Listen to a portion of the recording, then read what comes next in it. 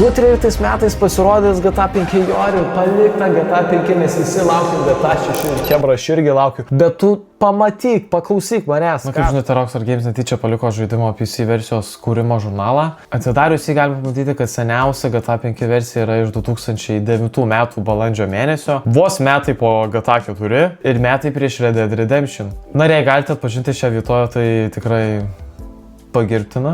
Tačiau tai buvo padaryta tuo metu, kai Rockstaras tikriausiai svarstė, ar tokio didžio žemėlapis galėtų tiesiog veikti. Draugo prašymė Michaelas priartėja prie Lesterio namų ir kai pasibeldžia į duris parodo faką apsaugos kamerom, o Lesteris įstebi. O dabar, ko jūs galbūt nežinote, yra tai, kad Lesterio oficialiame meno kūrinyje mes galime pamatyti šį momentą fone. O tai yra tikrai kietas paslėptas elementas. Šiuose kapinėse Los Santos yra netoli meno centro ir jei pakelsite šiais laiptais ir rasite suoliuką su užrašu atminimui Chrisui Edwardsui, tai yra tikras respektas iš Rockstaro ir gražus žodis, kuris prisidėjo kaip ir komandos narys. Iš pradžių kiekvienas pagrindinis veikėjas turėjo savo užbaigimo misijos melodiją, kuri būtent ir atitiko tą asmenybės veikėją. Trevoro melodija buvo sunkaus metalo melodija, o Michaelo labiau kinematografiška ir paslaptinga melodija. Kalbant apie meno kūrinius, tai yra visiškai nenaudotas meno kūrinys, kuris mano žiniomis yra pasirodęs loading screen'e. Akivaizdu, kad jame pavaizduotos paleito banko apiplėšimo pasiekmės ir man šis ekrano vaizdas labai patinka, tačiau kažkas jam yra negerai. Jei nepasibėjus yra net apverstas, Mount Chili paprastai būtų tiesiog kitame banko pusėje, taip o šitoje paveiksle tiesiog viskas vaizduota atvirkščiai. Prie Fort Zancudo yra ženklas, kuriame teigiama, kad šioje vietovėje yra bebrų ir reikia saugotis lokių, o akivaizdu, kad šioje vietoje nėra jokių lokių. Bet dabar dar yra kita problema, kad šiame ženklė Zancudo neteisingai parašyta į Zakudo. Berašiai žmonės. Ankstesnėje GTA versijoje Rockstar Games įsitraukė skaitmeninę Venecijos paplūdime esančios skulptūros kopiją. Jūs tikriausiai atpažįstate ir matėte GTA, ypač senesnė GTA. Tačiau netrukus po žaidimo išleidimo skulptūra buvo tyliai pašalinta ar pakeista. Šią versiją dėl autoriaus teisų problemų. Labiausiai tikėtina, kad originalaus kūrinio autorius arba miesto valdžia prieštaravo jo naudojimui GTA 5. Tikriausiai esate sutikę šią ateivių stovyklą dykumoje ir matė šį keistą pranešimą. Tai iš tiesų yra labai žinomas gerai ženklas, kai vadinamas wow signalas, o wow signalas buvo trumpas nepaaiškintas radio signalas aptiktas 1977 metais, naudojant Ohanos valstijos universiteto Big Ear teleskopą. Jis truko 72 sekundės ir buvo toks stiprus ir nepaprastas, kad jį atradė žmogus ir apibrėžė popierį ir parašė wow. Iki šiol tai yra vienas iš įtikinamiausių įrodymų, kad mūsų Saulės sistemoje dar yra egzistuojančios ateivių visato. Yra nenaudojamas motociklų trialo interjeras, kuris būtų buvęs Maze Bank Arena viduje. Jei žaidėte GTA San Andreas ar Vice City, žinote, kaip smagu buvo dalyvauti tuose motociklo trailuose. Gaila, kad šie dalykai nepasirodė GTA 5. Na, mes turime tą Arena Wars, bet nežinau, man jis kažkaip neprilipo. Na, ką žinote, Sandy Shores esančioje baro viduje ant sienos galite rasti nuotraukas, kuriuose matyti GTA 5 beta versiją. Galite rasti nuotrauką su kombainu, kuris turėjo pasirodyti žaidime, bet buvo išbrauktas. Prisimenat misiją, kur su kombainu vietoj kviečių žmonės. Nepasakosim, jau turi visuomenė, dabar negalima. Taip pat buvo galima pamatyti ir surūdijusi vilkiklą.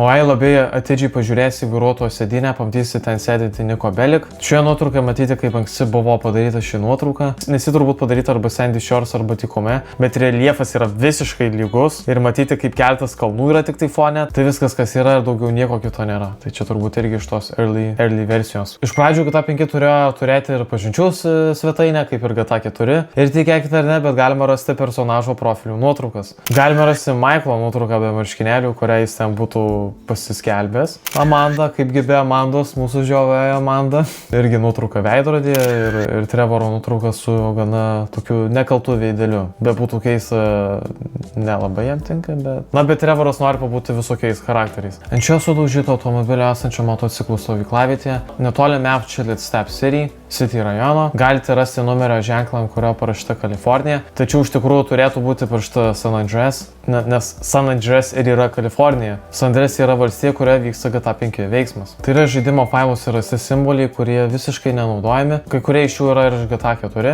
bet kiti, kaip galime pasibėti, yra susijęs su veikla, kurios mes niekada nepastebėjome, kaip pavyzdžiui X arba šita koinė.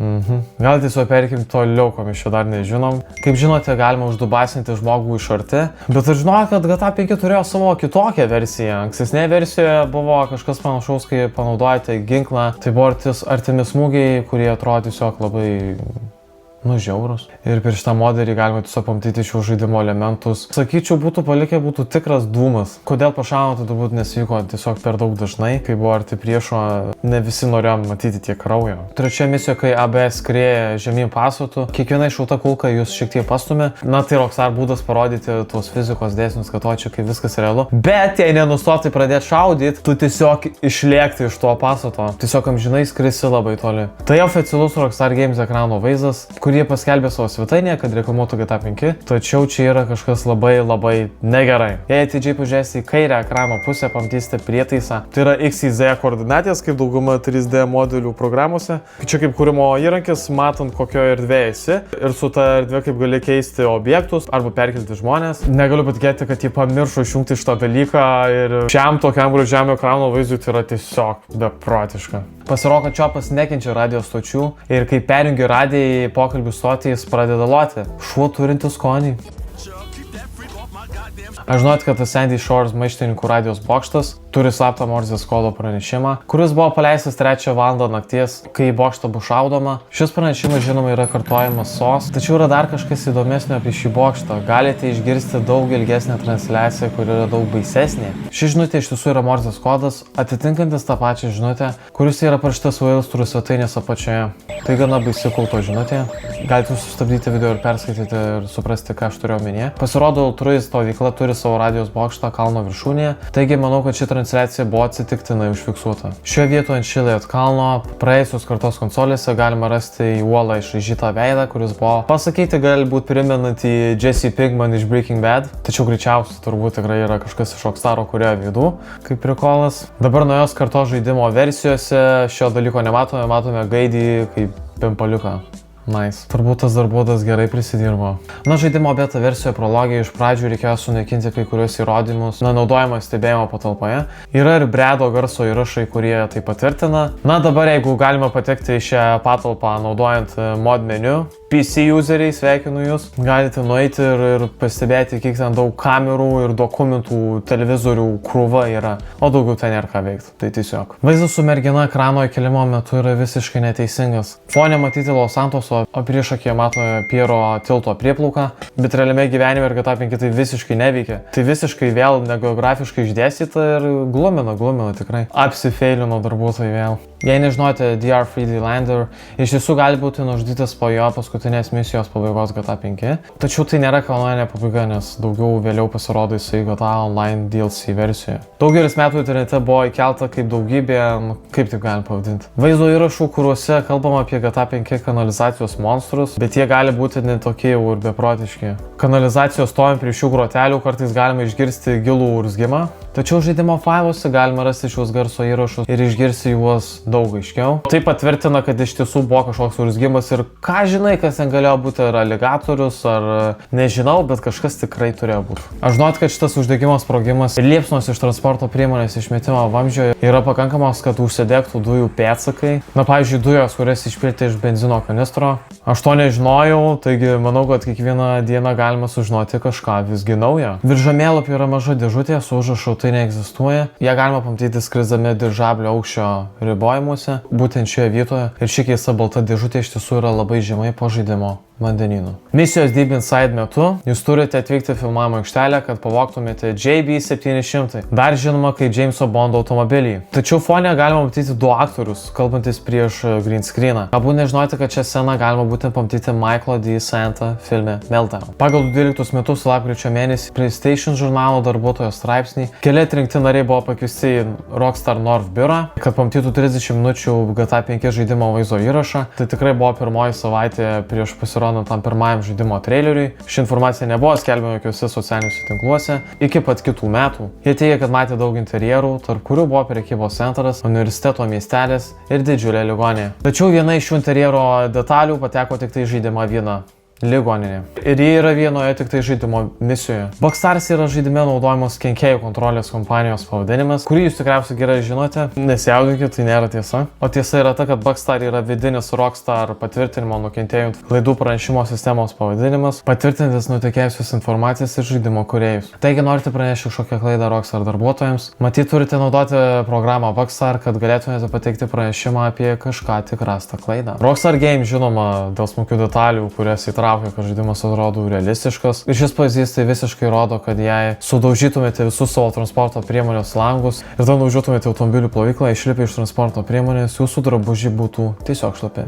John Marsonas iš Red Deado. Taip, pasirodo, kad Johnas Marsonas iš visų nėra miręs ir gyveno pakankamai ilgai, kad paraštų knygą Red Dead Redemption. Akivaizdus nuorodas į Red Dead Redemption galima pamatyti Franklino Vinewood viloje, knygų lentynoje. Tai nedidelis, bet gražus pasiektas elementas. Misijoje, kai Franklinas turi įsibrauti į Michaelo namą, žaidimas nurodo įeiti pro šį langą. Užlipus ant stogo, tačiau žaidimo beto versijoje pasirodo, kad Franklinas turėjo lipti vydmedžiu. Taip, nes turėjome visiškai kitą animaciją, kuri atrodė žymiai geriau. Kodėl jie pasirinko kvadračiuko spaudinėjimo būdą? Nežinau. Keliai priešais kazino yra rodiklė, kuri rodo, kad reikia pasukti į dešinę, tačiau kaip matote, ten tikrai nieko nėra, jokio posūkio dešinę. Vietoj to tu tiesiog nuvažiuoji nuo kalno į automagistralę. Jei prisimite pirmąjį GTA 5 trailerį, matėme vaikiną, kuris buvo gana panašus į CJ-ų. Na, mes iš tikrųjų nesužinojom, kas ten buvo tas per buchurėlis, ne? Tai buvo iki GTA 5 Online Bounties DLC atnaujinime, kuriame jis buvo pridėtas kaip Lil Prince, Lil Pumpo laikai Gucci Gang. Galiausiai ir sužinojom, kas yra šitas buchurėlis. Kaip būtų gaila, ne CJ-us. CJ-us ir liks su kvadratiniu veidu. Legenda. Na, dabartinis faktas taip šiaip priblokš. Yra pačia paspausti like mygtuką, jei paspausiu like mygtuką, mane paremsi kanalu. Ir aš jums galėsiu quality contentą daryti toliau nemokamai. Man tai didžiulis darbas. Aš sujungiu šitą ir dar už manęs lempa 500 laikų ir aš padarysiu GTA 4 quality content. O gal GTA 3, GTA San Andreas? Parašyk žodžių komentarą. Labai skaitau komentarus. Iš pradžių misijoje Eye in the Sky Trevoras būtų pasigrasinęs antrajam pilotui, kad išmesi jį iš sraigtasparnio. Nors to nematyti žaidime, manome, kad šį momentą matome žaidimo traileryje. O misijos metu grįšime prie Trevoro, išgirsite įsakančių žodžius.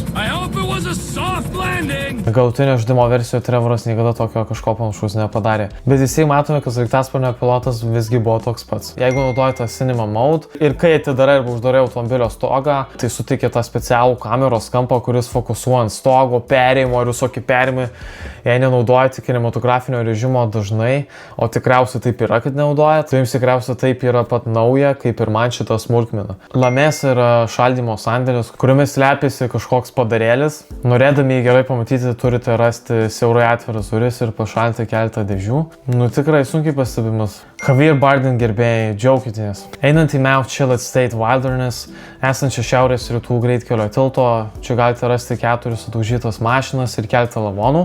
Tie, kurie skaitėte ir žiūrėjote filmą Senų vyrų šalis, galite atpažinti kaip istorijos pradžios sceną. O kas geriausia, kad kaip ir toje istorijoje, iš šios scenos galima paimti lagaminą pilną pinigų. Nusileidi nuo kalno ir štai $25,000 tavo rankose. Dėl nežinomų priežasčių buldozeris, nepaisant savo svorio, krenta labai lėtai. Na, palyginti su kitomis transporto priemonėmis jis atrodo visiškai ne iš šio pasaulio. Palyginus jį su kita transporto priemonė iš šio pačios panašios statybų sektoriaus kategorijos, atrodo, kad šitas automobilis visiškai nieko nesveria, kaip plunksas skrenda ore. Neturi visiškai oro pasipriešinimo. Los Santos banginiai. Šis pasiektas elementas tikrai nereiškia kažką konkretaus. Tai tiesiog dviejose skirtingose vietose galite nerti į vandenyną jūros bedugnę ir aptikti 2 atskirus banginius skeletonus. Šis pasiektas elementas buvo paaiškintas kaip paprastas atlygis žaidėjams, kurie nori tiesiog ištirti visą Los Santos. Pirmasis skeletas matomas prie Bentham Canyon pakrantės, o antrasis randamas netoli Sea Shark Race,